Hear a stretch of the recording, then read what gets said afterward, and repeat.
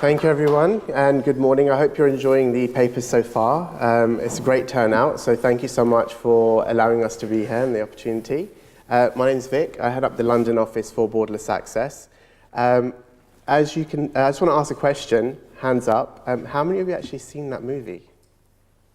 Yes? Good. We've got some sci-fi fans. Excellent. I'm a bit of a Trekkie, so I can do that.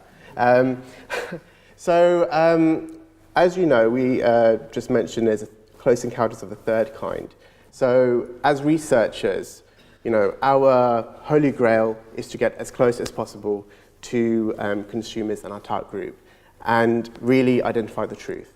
Now, if you think of close encounters of the first kind in terms of quantitative, the second kind in terms of qual, we firmly believe that there is a third kind, and today we're going to talk through that and explore the possibilities and opportunities that come with that. So I'll hand it over to my colleague, Shriram. Thanks, Vikas. Quant and qual has been there since ages, but what we are talking here today is about the possible coming together of both these. We could say quant began in the era with the era of political polling.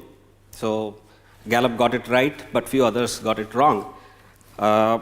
Sometimes we even get it wrong even now. But probably we can say that's the era when the scientific data collection was born.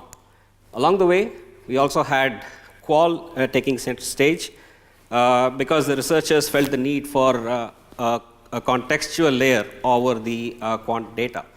So we see that both quant and qual exist as coexistent methodologies today, but they also evolved along their own paths. Quant evolved along CATI, online, and other technologies, whereas qual evolved along its own path of focus groups and CLTs. But today, with the digital transformation, do we have something which is coming next? Yes, that's a point to ponder. So this is an interesting data about the various spends in methodologies. So obviously, quant holds a major stake, but we also see that there is another category which is up and coming. So that prompts us to ask ourselves the question, is there a third kind? This is another interesting piece of information which talks about how the digital transformation has increased reach to the consumer. We started with radio and television measurements. We went on to online data collection, mobile research. We also have passive metering coming in. And today, we have social media and other sources of data which help us reach over 90% of the target audience. Now, this is very important. This is for places where internet penetration is good. So if you look at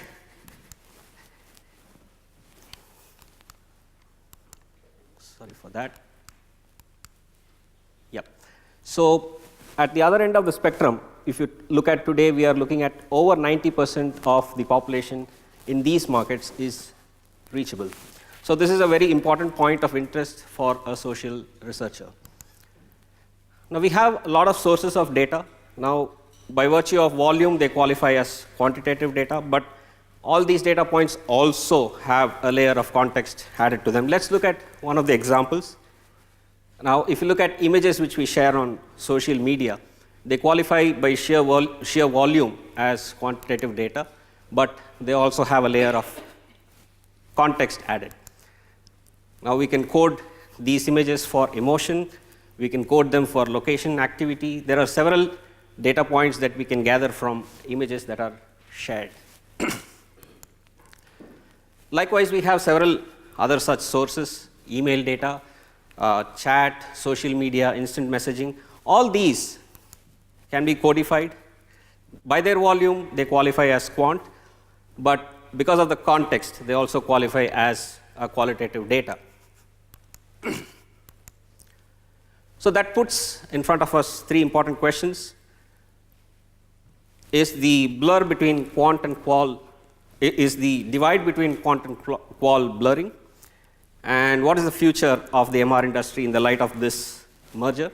And do we have the right tools and technologies? It would be interesting to stop here briefly and look at how we look at this transformation. Now, one of the most important examples of the digital transformation is the mobile device.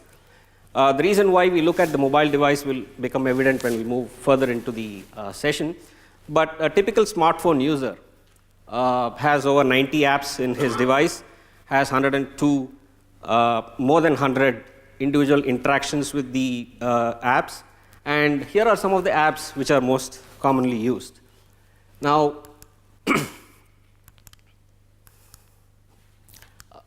yeah. So we're going to present a case study where we looked at bringing together the quantitative aspect and the qualitative aspect. When it came to the qualitative aspect, we wanted to know what would be the right vehicle to reach a consumer. Now, we know what are the most active times when a respondent is willing to share information about himself. There are a lot of analytics that has gone into it. But there is also a channel which plays a very important role. Now, the reason why we looked at a mobile phone, a smartphone, is its ubiquity. You have almost everybody using a smartphone nowadays, and all of them use WhatsApp and those apps which are shown here. Now, the three most important aspects of good research is to reach the consumers at the right time, right channel, and at the right location. What we did was to actually combine quant and qual by using a vehicle like WhatsApp. The reason why we chose WhatsApp was obviously because of the smartphone penetration and its widespread, and WhatsApp's widespread use among the smartphone users. This case study was actually focused on female facial care users, a very common product category. We looked at conducting a pre-phase survey, which was a typical quant survey which had a pre-purchase phase and a purchase phase, and then we followed it up immediately with a WhatsApp phase. The difference was, in WhatsApp, we looked at how the insightful information that we could get from users. The respondents for both these phases were drawn from the qualitative phase of the survey. Now, this I would let Vikas take you through the rest of the case study. Thank you very much. So just to go back on what Sriram had presented to you, as you can see in this day and age with technology, there are masses, it's a plethora of information out there, and I'm sure in a lot of the other papers that have been presented, talking about big data, it's easy to get confused, and it's very hard to find out how we can actually leverage this. So we're just going to be looking at one channel and one very small way that you can actually make sense of the data you've gained. So as Sriram mentioned to you, we decided to actually utilize mobile technology. So I already know the answer to this, but I am going to give you guys a bit of exercise. So who here has a mobile phone? Come on! Who doesn't? Stand up. See? No one, right? And who? This might actually not be 100% incidence, but who has WhatsApp on their phone? Does anyone not? No, there's a few that don't, right? Yeah. So, but mostly, you guys do. So it made sense to use that to actually engage with individuals. So we as researchers will have them. So consumers will have a high incidence rate, high prevalence of having that technology on their devices. And as researchers, we need to engage with consumers using a method which is already comfortable for them and which is natural for them. And for us, I know if I leave my mobile phone somewhere, I feel almost naked. So that's how most people are these days. So we started with a quant survey, and this was done in 2 phases. We had a pre-phase and a post-phase, and there was a week in between. And it was across 2 different markets, so the US and India, which are completely polar opposite sides of the world, different languages, different cultures. So we just thought we'd see what is the difference in the path to purchase amongst females 21 to 34 years old for the purchase of skincare products. We then also, in between those 2, did a qualitative piece utilizing WhatsApp. And it's important to mention that you could probably use any instant messenger application that has a good instance rate, but the WhatsApp application just kind of seemed like the logical choice for us. And in between that, we wanted to see, does this hybrid approach give us some new insights and understanding into these individuals? So if we're looking at the US, it gave us good understanding for the quant side of things across the awareness sources, the people that are influencing their purchases, where the women actually intended to first purchase their product, how they actually purchased it in the end, the reason for their purchase, and how they actually evaluated it in the end. Now, what we found in the US, which was very interesting, is that most women prefer to make their purchases in the retail store. So it's very brick and mortar, old-fashioned kind of buying. And also their intention and their purchase kind of was very similar. There wasn't much of a difference for that. In terms of the awareness sources, social media was also a big part of it. There were physical shops and also friends and family. Now, if we compare this to India, very quickly, we noticed there were some differences. You'd be surprised to know that most women intended to purchase online, 73% of them. And in terms of their influences, commercials, online adverts played just as much an important part as much as friends and family referring which products were good for them. So it really shows us that this emerging market has embraced social media, has embraced the internet, has embraced digital technology, and has almost leapfrogged the traditional way of purchasing. So let's look into the path to purchase. So there's 4 stages. The first stage, contemplate, and we looked at the US and India. There were similarities in terms of there were actually quite differences. So in terms of social media, for the US was more prevalent, friends and family, but more digital times of kind of influences were important for India. For actually making the decision, in the US, it was really on stock, what's available. Price is always a factor across whichever market we realized. But in India, it was about the accessibility. Is the logistics of that product going to get to me? Is it going to be delivered okay, safely, etc.? So that was interesting. Now, when it came to purchasing, we found, as I mentioned before, in the US, it was much more them going into stores. India was online. And in terms of their evaluation, most of the women were very satisfied with how they'd purchased and the product that they got at the end in terms of their process. So let's look at the qual findings. What was this about, and what did we gain from this? So we felt that it actually given us a much deeper and richer understanding into each of the phases. As you can see here, we received a lot of images, so pictures of the actual products. We also got sort of receipts of their actual purchase to show, look, hey, this is actually what I bought and this is what it cost me. Now that is really insightful. It shows us the actual store they've gone to, there's evidence that they've actually purchased it, and you can see those pricing factors as well, so they're backing that up.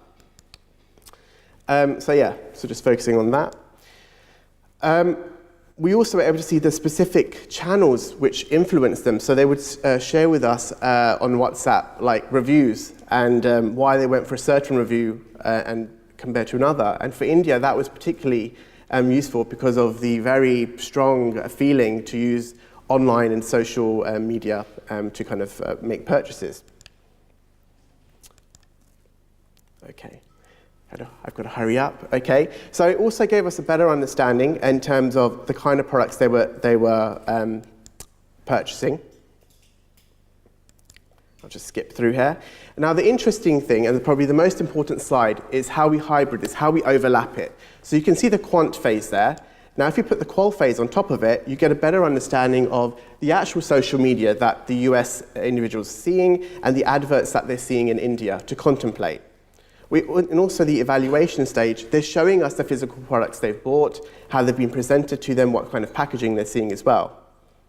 And in terms of the purchase, you can see we get storefronts, they're showing us how the products are laid out, and that's giving us deeper insight as well. One thing we did notice with India is even a week after purchasing the product, they kept the boxes. They like to keep the actual products and put it back in. So that might be useful insights for anyone developing these products to make sure your boxes are of a decent standard because it makes a lasting impression. So, our learnings. Going back to the 3 questions that Sriram mentioned, is there a blur between quant and qual? Yes, there is. There's an opportunity there. The future of MR definitely needs to adopt this hybrid method. There is opportunity to understand the behavior of consumers. And do we have the right tools at the moment? Yes, we do. As researchers, we might not, but there's plenty of companies, tech companies out there, which have developed the technology we need to develop this hybrid approach, and we need to take advantage of it. People are already engaged on there. You are all already engaged on there. So we need to take advantage of that and kind of implement that into our methodologies.